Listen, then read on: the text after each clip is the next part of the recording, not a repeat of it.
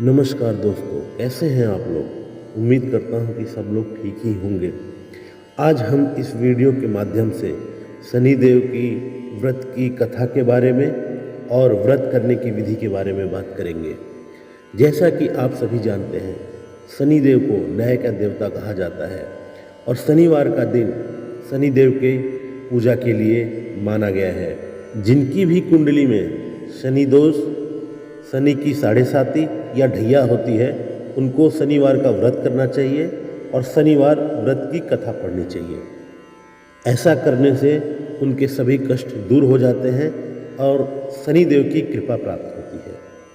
तो आइए जानते हैं शनिदेव की इस कथा के बारे में।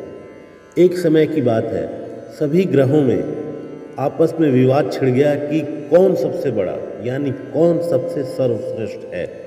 इसको लेकर इतना विवाद हो गया कि सब आपस में लड़ने लगे।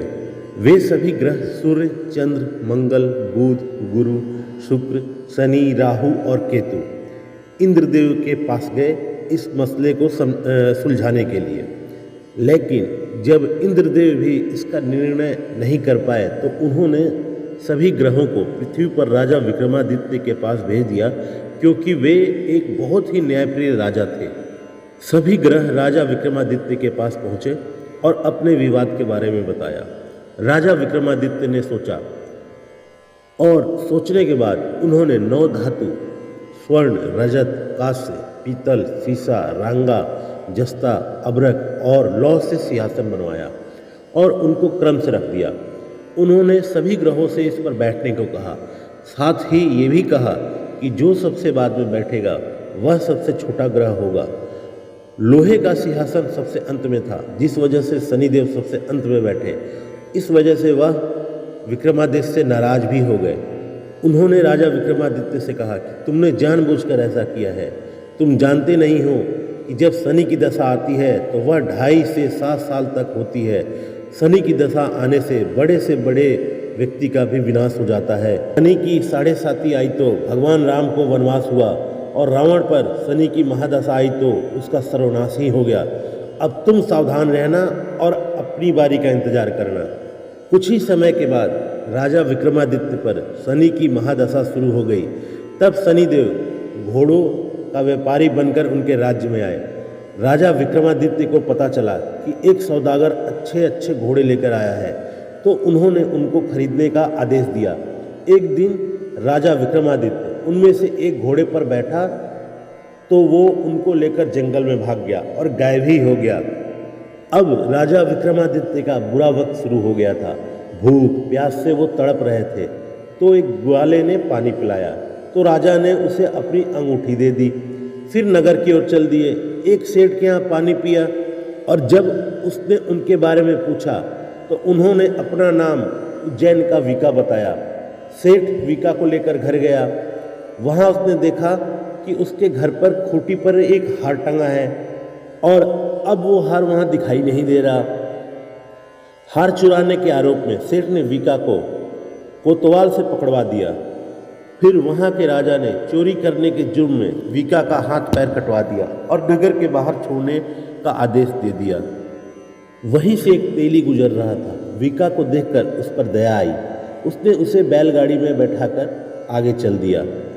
अब वीका यानी राजा विक्रमादित्य की शनि की महादशा समाप्त ही होने वाली थी और वीका जोर जोर से मल्हार गा रहा था। उसी समय वहाँ के राज्य की राजकुमारी मनभावनी ने वीका की आवाज़ सुनी।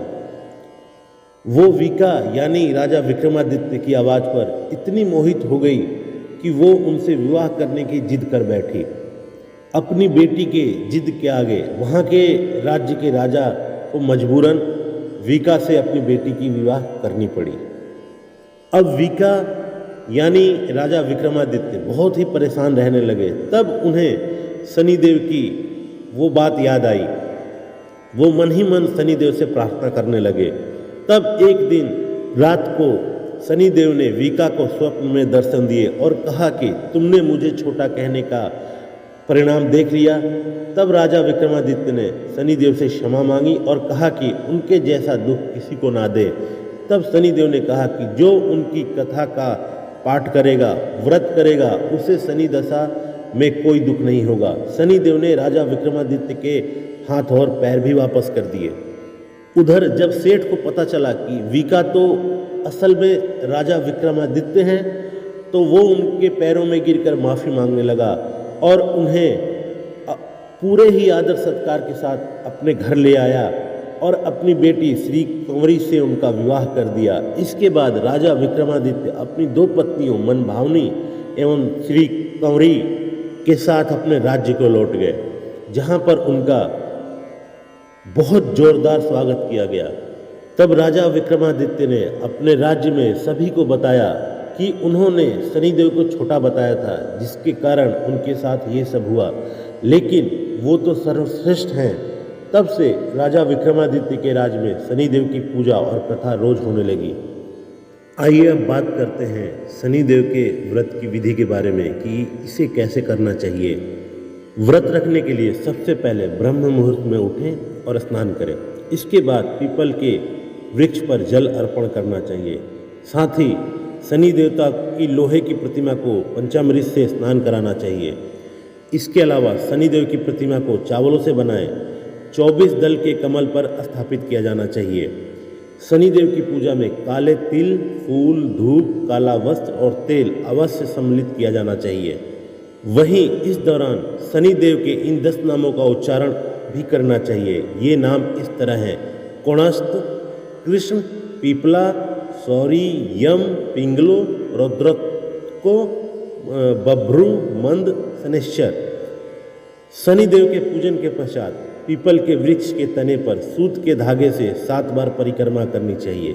तो दोस्तों, यह वीडियो कैसी लगी कमेंट में ज़रूर बताना और वीडियो को ज़्यादा से ज़्यादा शेयर करना, लाइक करना, और अगर आप चैनल पर नए हैं तो चैनल को सब्सक्राइब भी जरूर कर देना। जय शनिदेव की। धन्यवाद मित्रों।